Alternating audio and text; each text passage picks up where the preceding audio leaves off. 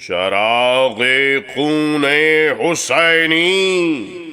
مدام روشن ہے، زمین سے تابا شفق صبح و شام روشن ہے۔ ناظرین السلام علیکم۔ ہمارے پچھلے پروگرام کے تسلسل کے ساتھ ساتھ ڈاکٹر صاحب سے یہ سوال بھی پوچھنا چاہیں گے کہ آج کل کے دور میں مرثیے کی اہمیت کیا ہے، اور اس کے علاوہ نوسرہار کے بعد کربل کتھا کا بھی تذکرہ ہونا بہت ضروری ہے۔ ڈاکٹر صاحب، مرثیے کی اہمیت اور کربل کتھا کے بارے میں بھی ہمارے ناظرین آپ سے سننا چاہیں گے۔ جی بہت بہت شکریہ، بڑا عمدہ سوال ہے۔ گزشتہ ہم یہ گفتگو کر رہے تھے کہ مرثیے کے لغوی معنی کیا ہیں،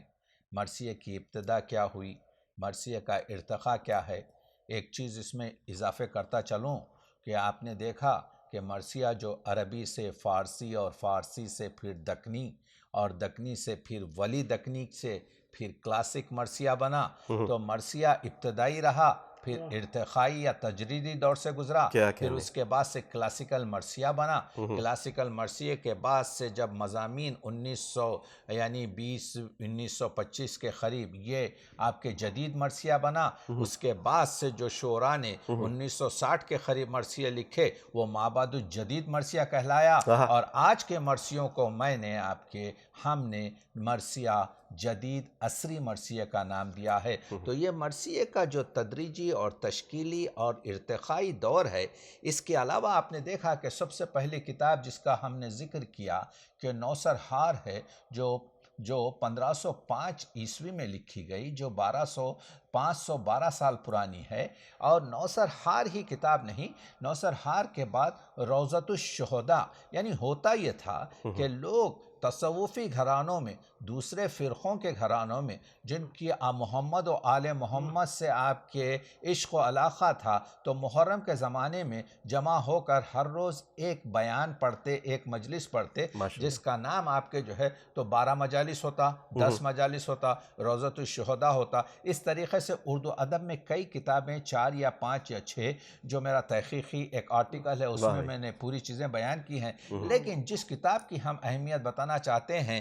وہ آپ جانتے ہیں کہ قاسم کی آپ کے جو ہے کربل کتھا ہے، تو فضل علی کی جو کربل کتھا ہے، یہ خاندان دونوں بھائی، آپ کے بڑے بھائی بھی شاعر تھے، یہ بھی شاعر تھے، اور ان کی کتاب کا ایک نسخہ آپ کے جرمنی میں اسپنگر نے آپ کے جو ہے ٹرانسفر کر دیا تھا، جس کو نثار احمد فاروقی نے، جو دلی یونیورسٹی کے بڑے برگزیدہ آپ کے استاد تھے، انہوں نے اس کو شائع کیا۔ تو اس سے معلوم یہ ہوا کہ کس طریقے سے یہ کتاب بہت ہی مانوس ہوئی، اور وہ چلتی رہی۔ پھر اس کے بعد سے کلاسیکل دور آیا، اور میر تقی میر ہوں، سودا ہوں، محمد تقی گھانسی ہوں، یا آپ کے گدا ہوں، مسکین ہوں، وہ پوری ایک فہرست ہے جو آپ کے مرثیہ نگاروں نے۔ تو مرثیہ اس زمانے میں آپ کے مربع کی شکل میں، مثلث کی شکل میں، ترجیع بند کی شکل میں، ترکیب بند کی شکل میں، قصیدے اور غزل کی شکل میں پیش کیا گیا۔ اس کے بعد میر ضمیر آئے، یہ نخروی دور تھا۔ نخروی دور میں میر ضمیر اور مستحسن خلیق اور چھنو لال دلگیر اور میر جعفر فصیح نے اس کو آپ کے کیا کہتے ہیں، اور میر ضمیر نے مسدس اور اجزائے مرثیے کیے، اور پھر فلک کے اس مرثیے پر انیس اور دبیر آئے۔ کہنے کا مطلب یہ ہے کہ ٹی ایس ایلیٹ یہ کہتا ہے وہ شاعری باقی نہیں رہتی جو زمانے سے منسلک نہ ہو۔ بہت بڑا جملہ، بہت تو بڑا۔ اب یہ مسئلہ ہے کہ اس وقت آپ کے جو ہے کیا مرثیے کی کلام کی اہمیت یہ بھی ہے کہ اس کے پاس کس حد تک عصری حیثیت پائی جاتی ہے، ضرورت پائی جاتی ہے۔ ہم جانتے ہیں کہ مرثیہ تقریباً 20-25 ہزار جگہ پر ہر سال پڑھا جاتا ہے۔ بالکل۔ کیا تو مرثیہ نہ صرف آج کے دور کی جہاں کہیں بھی، بلکہ آئندہ دور کی تکمیلات اور ضرورت کو تکمیل کرتا رہے گا۔ آپ جانتے ہیں کہ میر انیس کے کلام سے پتہ یہ چلتا ہے کہ اگرچہ کہ یہ موضوع 1400 برس پرانا ہے، لیکن آج کے دور میں بھی تر و تازہ اور شاداب ہے۔ یعنی سوال یہ ہے کہ مرثیہ کس حد تک ہماری زندگی سے ہم آہنگ ہے، کیا کہنا؟ آج کے دور میں مرثیے کا رتبہ کیا ہے اور مرثیے کی تاثیر کیا ہے؟ کیا صرف مرثیہ ایک نظم ہے جو رونے رلانے کے کام آتی ہے، یا اس کا صرف آپ کے ایک مذہبی آپ کے ایجنڈا ہے؟ ان تمام سوال کا جواب یہ ہے کہ مرثیہ ایک ایسی نظم ہے جو عزت نفس کی تاکید کرتا ہے، کیا کہنے؟ یعنی انسان کو آزاد اور حریت، اور یعنی فیض نے ایک شعر کہا تھا، جو ظلم پہ لعنت نہ کرے آپ نہیں ہے، جو جبر کا منکر نہیں وہ منکر دی ہے۔ تو جب فیض یہ کہہ رہے ہیں کہ یہ جو باطل اور حق کی بات ہے یہ ہر زمانے میں رہے گی، آج کے اس پرآشوب دور میں بھی آپ کے باطل اور حق میں جنگ چل رہی ہے، تو حسین کا جو اسٹیپ ہے، کربلا کا جو موضوع ہے، اور جو مرثیے کی جو گفتگو ہے، آج کے دور سے پوری طریقے سے انسان کو آزادی، حریت اور عزت نفس سے زندگی گزارنے اور وقار سے زندگی گزارنے کا درس دیتی ہے۔ تو معلوم یہ ہوا کہ آج ہم کو مرثیے کی ضرورت ہے، مرثیے کے افکار و مطالب کی ضرورت ہے، مرثیے کے ضوابط اخلاق کی ضرورت ہے، اس کی خوش عہدی، پڑھیے مرثیہ، اس کی خوش عہدی کی ضرورت ہے، اس کی خوش کرداری کی ضرورت ہے۔ کردار دیکھیے مرثیے میں کیا ہے، اس کی خوش آپ کے جو ہے عملی کی ضرورت ہے، جو اس کے پاکیزہ کرداروں میں پائی جا رہی ہے۔ اور آپ دیکھ رہے ہیں کتاب اخلاق کا کوئی بھی درس ہو مرثیے میں آپ کو ملے گا۔ کیا کہنے؟ یعنی آپ کو اگر اخلاق سکھانا ہے، جو اس وقت بہت ضرورت ہے کہ انسان کی دنیا اگرچہ کہ مادی لحاظ سے ترقی کر رہی ہے لیکن روحانی طریقے سے، اخلاقی طریقے سے تنزل کر رہی ہے، اس وقت اگر ان کو کوئی درس دیا جا سکتا ہے تو وہ ترویج مرثیہ ہوگا، وہ تحریک مرثیہ ہوگا، کیونکہ مرثیے میں حلم ہے، علم ہے، صداقت ہے، شجاعت ہے، امانت ہے، سخاوت ہے، محبت ہے، شفقت ہے، تحمل ہے، صبر ہے، شکر ہے، اتحاد اور اتفاق ہے، یعنی ادب اور احترام ہے، آداب بزم و آداب رزم ہے۔ مختصر یہ کہ کوئی بھی اخلاقی پہلو ہو مرثیے میں آپ کو ملے گا۔ دیکھیے آپ جانتے ہیں کہ فردوسی نے کیا کہا تھا؟ فردوسی نے کہا تھا اپنے شاہنامے میں، منم ساختم رستم داستاں، میں نے اپنے منہ قلم سے، اپنے قلمکاری سے، اپنی امیجری سے رستم داستان بنایا ہے، وگرنہ یلی بودے در سیستان، وگرنہ وہ تو ایک وحشی تھا جو سیستانوں میں پڑ رہا تھا۔ تو آپ نے دیکھا کہ لیکن میر انیس کو جو موضوع ملا، میر انیس کو جو برگزیدہ ہستیوں کے کردار کو بیان کرنے کا موقع ملا، میر انیس کہتے ہیں کہ میں کیا ہوں، میری طبع کیا ہے اے شہ شاہاں، عاجز ہیں فرزدق و دبل وائل و صحبان، جس میں صحبان جیسا شاعر، جس میں دبل جیسا شاعر، جس میں آپ کے فرزدق جیسا شاعر عاجز ہے، وہ آپ کے کیریکٹرز ہیں، وہ آپ کی صفات ہیں۔ تو کہہ رہے ہیں میر انیس یہ کہ وہ فردوسی تھا جو آپ کے ایک امیجری سے ایک وحشی کو اوپر اٹھا رہا تھا، لیکن میرے قلم میں تو اتنی گنجائش کہاں ہے کہ یہ جو ہدایت کے مینارے ہیں کہ میں ان کی تجلیات کو بیان کر سکوں۔ تو آپ دیکھ رہے ہیں کہ مرثیہ وہ ہے کہ انسان کو ان عظیم شخصیات کے کیریکٹرز، کردار، ان کے اوصاف، ان کی شجاعت، ان کے انسانیت پر آپ کے جو حق ہیں اور جو کردار ہیں اس کو آسان، اس کو اس طریقے سے بناتا ہے۔ تو یہ موٹ کر آپ کے جو ہے یہ صرف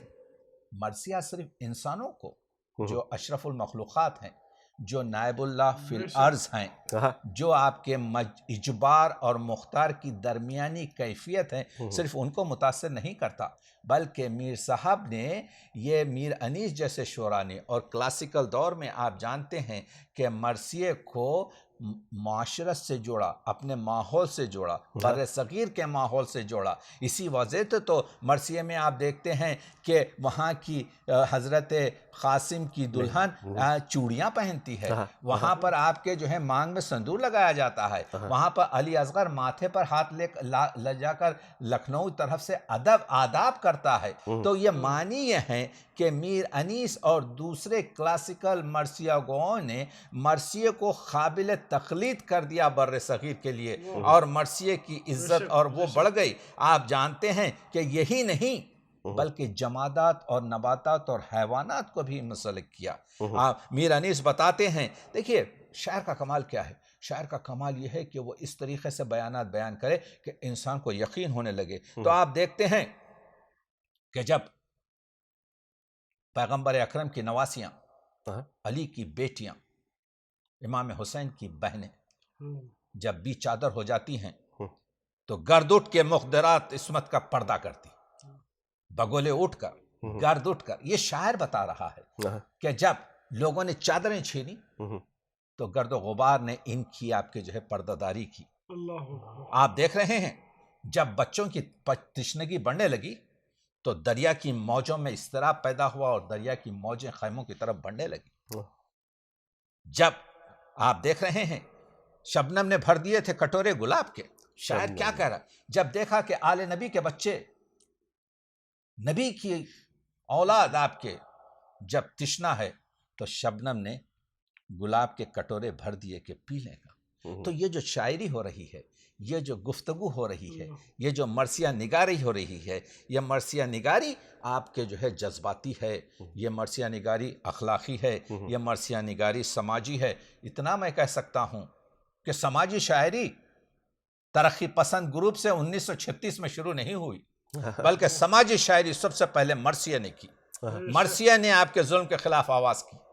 مرثیہ نے سب سے پہلے انسانی حق اور انسانیت کی گفتگو کی۔ کیا کہنے ڈاکٹر، مرثیہ پہلی نظم ہے جس نے سماجی مقاصد کو ڈالا۔ کیا بات ہے۔ مساجد وہ ہے کہ سبقت کسی سے ہم نہیں کرتے لڑائی میں، بس کہہ دیا کہ پاؤں نہ رکھنا ترائی میں۔ اس کی تعلیم دینے والی نظم سب سے پہلے آپ کے جو ہے مرثیہ ہے۔ تو معلوم یہ ہوا کہ آج کے دور کو مرثیے کی ضرورت اس وجہ سے ہے کہ آج کے دور کو دوسرے دوروں سے زیادہ آزادی، حریت، انسانیت، محبت اور تمام ان اقدار انسانی کی ضرورت ہے جو اس کو اشرف المخلوقات بنانے کی کوشش کرتے ہیں، ورنہ انسان تو حیوان سے پست ہو چکا جا رہا ہے۔ تو کہنے کا مطلب یہ ہے کہ یہ وہ چیز ہے کہ حقوق انسانی کی آپ کی حفاظت، حقوق سے نسوانی کی حفاظت، حفظ مراتب کی حفاظت، بیوی شوہر سے کس طرح سے بات کرے، چھوٹا بھائی بڑے بھائی سے کس طرح سے بات کرے، غلام آغا سے کس طرح سے بات کرے، امام سے آپ کے جو ہے مقلدین کس طرح سے بات کریں۔ اس فلسفہ حقوق انسانی میں جو علامہ اقبال کہتے ہیں کہ برطرز گردوں مقام آدم است، اصل تہذیب احترام آدم است، یعنی ان کہکشاں سے، اقبال کہتے ہیں اس کہکشاں سے اونچا انسان کا مقام ہے، اور اصل تہذیب جو ہے دا سیویلائزیشن، اصل سیویلائزیشن اور تہذیب جو ہے احترام آدم ہے، انسان کا آدمی کا آدمہ کیا جائے۔ تو انسانی اقدار اور انسانیت کا جو تقاضا ہے وہ عدم تشدد، وہ فلسفہ، وہ صلح و امن کا پیغام۔ تو آپ دیکھ رہے ہیں حسین ابن علی نے بتایا، حسین ابن علی یعنی اپنے کیریکٹر سے بتاتے ہیں اور کوشش یہ کرتے ہیں کہ یہ جنگ کربلا آپ کے کسی طریقے سے نہ ہو، لیکن دشمن آپ کے پوری طریقے سے لگا ہوا ہے۔ تو آج کل جو مسلم حکومتوں میں زوال ہے، آج کل جو مسلمانوں میں اخلاقی کمزوریاں ہیں، آج کل جو بقول اقبال کی محمد سے وفا تو نے تو ہم تیرے ہیں، یہ جہاں چیز ہے کیا لوح و قلم تیرے ہیں، تو یہ جو مسلمانوں کو آپ کے جو ہے محمد سے دوری ہے، اس کی وجہ کیا ہے؟ اس کی وجہ یہی ہے کہ ہم نے اس خاندان عظیم کے، سیرت پیغمبری کے اور اولاد پیغمبری کے جو قدریں تھیں ان کو پشت پاں ڈال دیا ہے، جس کی وجہ سے آپ دیکھ رہے ہیں کہ بد عہدی ہے، بد کرداری ہے، بے وفائی ہے، بے عملی ہے، اور اثر نو آپ کے جو ہے اگر ضرورت یہ ہے کہ اخلاقی چیزوں کی نمائش ہو۔ میں عرض کر چکا ہوں، میں کہتا ہوں کہ ایک مرثیے میں جو بین کے اشعار ہیں، مرثیہ اصل وہی ہے کہ لفظ بھی چست ہوں، مضمون بھی عالی ہووے، لفظ بھی چست ہوں،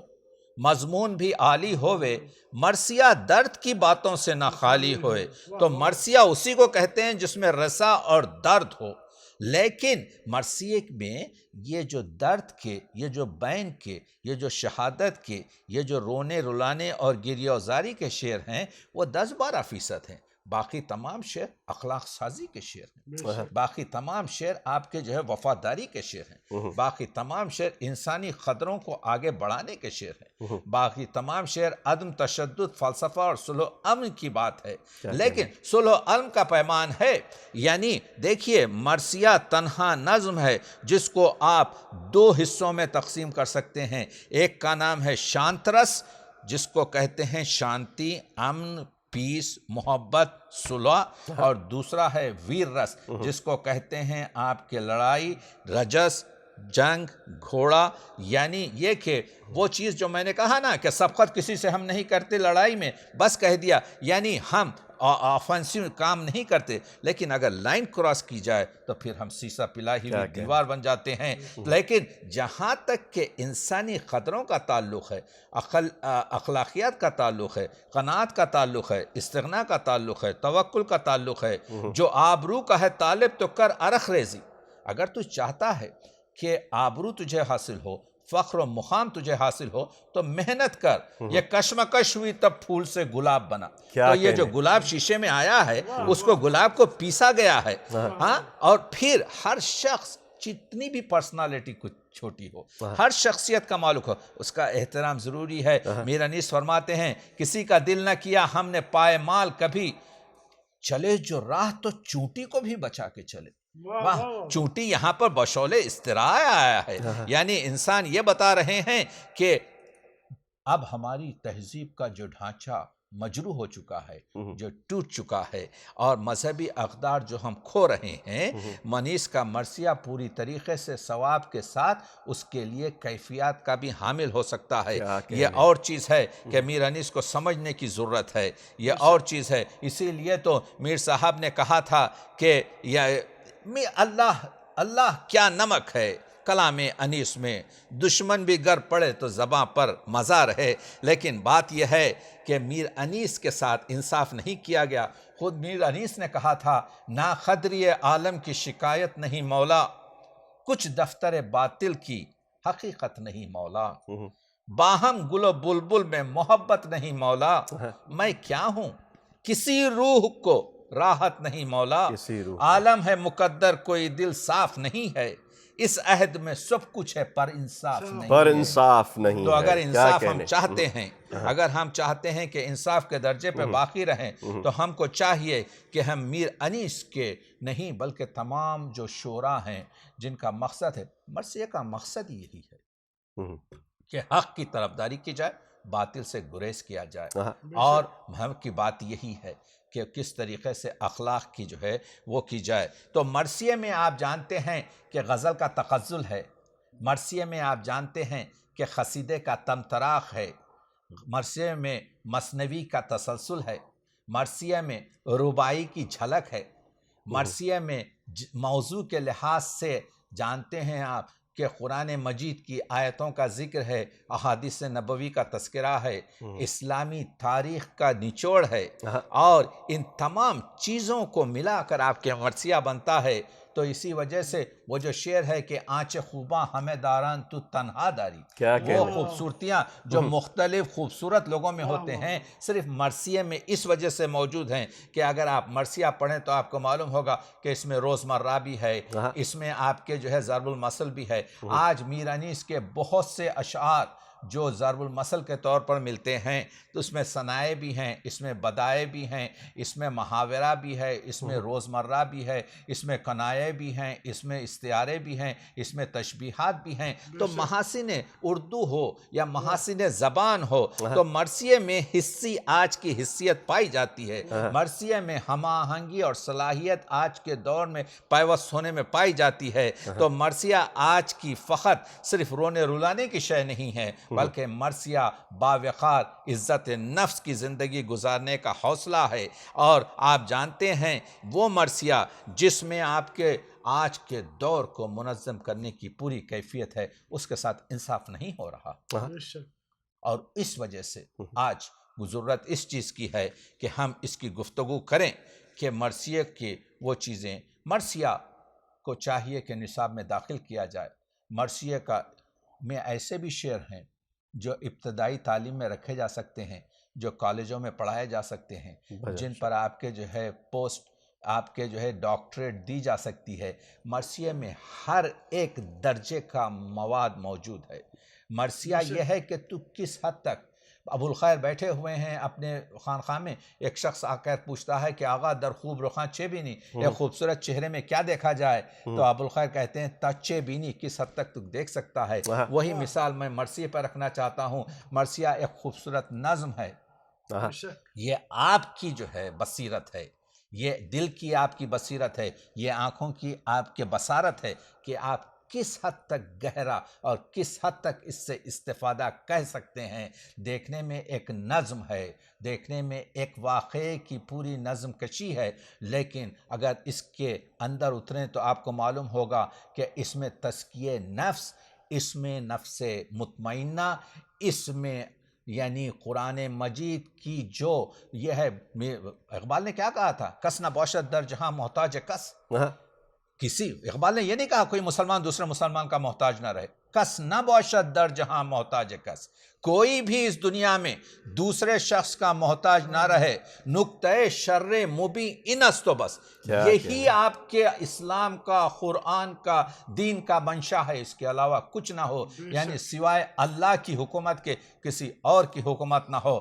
مرثیہ اسی نظم کو خوبصورت شعروں میں، یعنی ایک لطف زباں کے ساتھ، جو ہے لطف تیری زباں میں انیس، انیس فرماتے ہیں جو ہے لطف تیری زباں میں انیس، وہ ہے اور کس کی زباں میں انیس، تیرا غل ہے ہندوستان میں انیس، خدا بات رکھ لے جہاں میں انیس۔ تو آج ہم ٹورنٹو میں بیٹھے ہوئے میر انیس کی گفتگو کا ذکر کر رہے ہیں، جس میں تمام انسانی قدروں کا نچوڑ ہے، جس میں پورے آپ کے دردوں کا علاج ہے۔ جیسا کہ ہم کہہ چکے ہیں کہ وہ میر انیس جیسا شخص آج جاویداں اس لیے ہے کہ میر انیس نے جاویدانہ آپ کے قدروں کی گفتگو کی ہے۔ آج مرثیہ کو صرف ایک فرقے کی جائیداد بنا کر پیش نہ کیا جائے، آج مرثیہ کو صرف ایک مقام کا آپ کے نظم اور بلکہ اس کو صحیح طریقے سے پورا پیش کیا جائے، اس کا ہر لفظ جو ہے آج سند بنا کر پیش کیا جا سکتا ہے اور اپنی زندگی سے ہم آہنگ ہم کر سکتے ہیں۔ یہی نہیں بلکہ اس سے ایک پوری طریقے سے پروخار آپ کے یعنی یوں سمجھیے کہ جو مقصد خدائی ہے اس کی طرف اور جو بندگی کا راز ہے اسی طرف گزارا کر سکتے ہیں۔ اور اسی لیے ہم آج یہ کوشش کر رہے ہیں کہ یہ مرثیہ جو ہے یہ حدیث دل ہے، جس کو دل بروں تک پیش کیا جا سکے۔ بھائی کیا کہنے ہیں ڈاکٹر صاحب اور ناظرین، یہ تیسرا حصہ تھا مرثیہ کی تاریخ، ابتدا اور ارتقاء پر۔ مرثیہ کی اہمیت پر ہم اس کے بعد اگلے پروگرام میں بات کریں گے۔ میں بہت شکریہ ادا کرتا ہوں جناب ڈاکٹر تقی عابدی صاحب کا اور وسیم امروہی بھائی کا کہ میرے خیال میں آج تک کے مرثیہ کی تاریخ، تہذیب اور تعریف میں اتنا کچھ نہیں کہا گیا ہوگا جتنی آج ہوئی ہے، اور بالکل میں یہ کہوں کہ ان لفظوں کو موتیوں میں تولا جائے تب بھی اس کی قیمت ادا نہیں ہو سکتی۔ بہت ممنون اور بہت شکریہ ڈاکٹر صاحب آپ کا۔ آپ کی ذرا نوازی۔